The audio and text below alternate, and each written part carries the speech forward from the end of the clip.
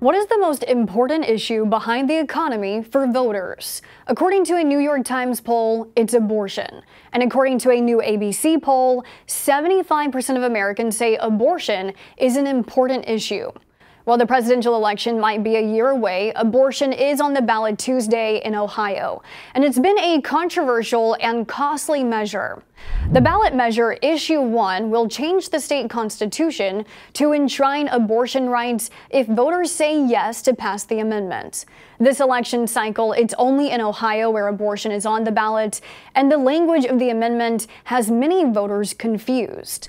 Advocates and opponents of Issue 1 are stating two different sets of answers to these key questions. Will the amendment allow abortions up to birth? And will it allow minors to get an abortion without parental consent? First, will abortions be legal up to birth if the amendment passes? Here's the exact language of the law.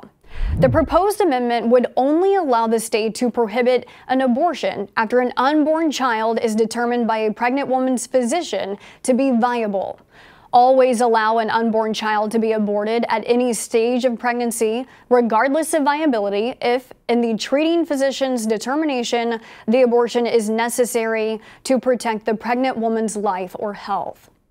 This has been interpreted in two ways. Advocates say abortions will be legal up until viability, which they define as around 23 to 24 weeks. Those against the measure say there is no number of weeks stated in the amendment, which is true. The law leaves it up to physicians to determine viability.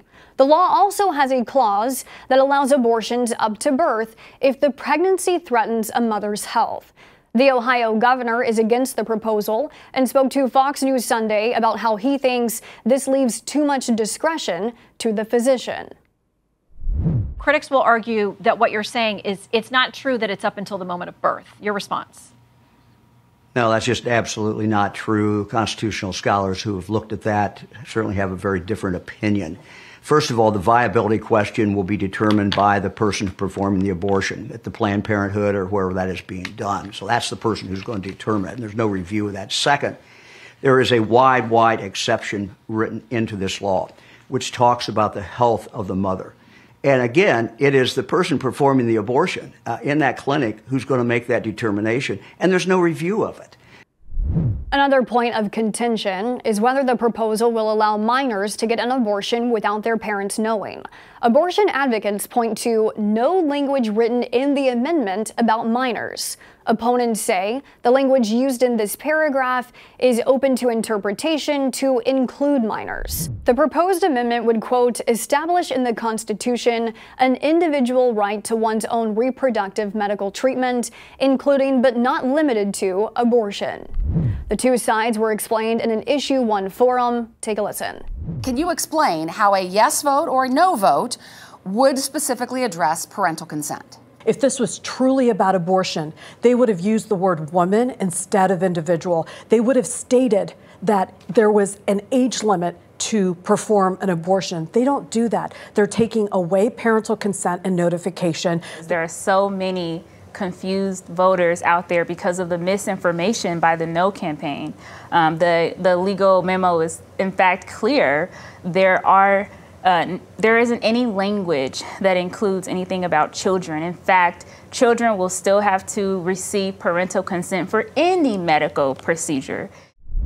One point of misinformation seen across a heavily paid campaign is that the new amendment will offer exceptions for a mother's health, claiming current law does not. But that's not true, even though it's being used in campaign ads. It makes me angry that they don't have exceptions for things like rape or for the health of the mother. This is insane.